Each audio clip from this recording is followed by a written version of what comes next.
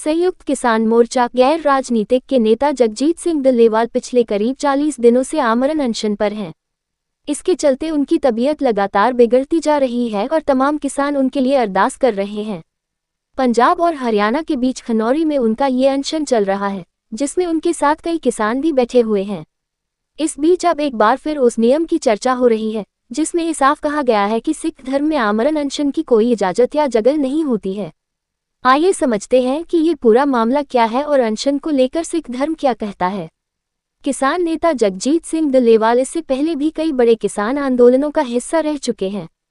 केंद्र सरकार की तरफ से लाए गए कृषि कानूनों के खिलाफ जो देशव्यापी आंदोलन हुआ था, उसमें भी डल्लेवाल की काफी अहम भूमिका रही।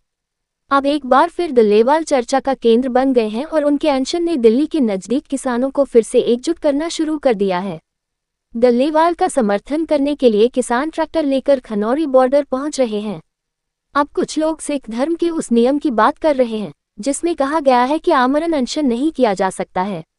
इसे लेकर सिख धर्म में कहा गया है कि अनशन और आत्मदाह करना सिख धर्म में स्वीकार्य नहीं है।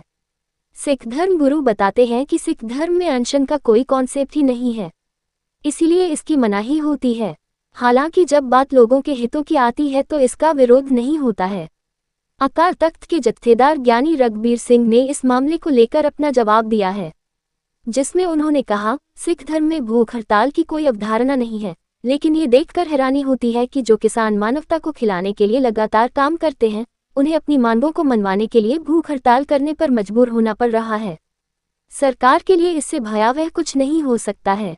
कुल मिलाकर अकाल तख्त के जत्थेदार की तरफ से किसान नेता जगजीत सिंह डल्लेवाल के आमरण अनशन को गलत नहीं माना गया है। उन्होंने ये साफ कर दिया है कि भले ही सिख धर्म में इसका कोई कॉन्सेप्ट ना हो, लेकिन मजबूरन किसानों के हित में ये सब करना पड़ रहा है।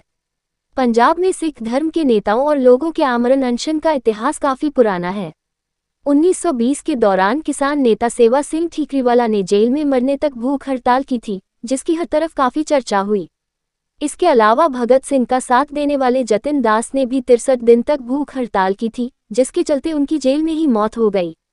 इन सब के अलावा सिख नेता दर्शन सिंह फिरुमान, मास्टर तारा सिंह, संत फतेह सिंह और सूरत सिंह खालसा जैसे सिख नेताओं को भी अपने कई दिनों के आमरण अनशन के लिए याद किया जाता है। पंजाब के इतिहास में इन लोगों के नाम सुनहरे अक्षरों में आज भी दर्ज हैं।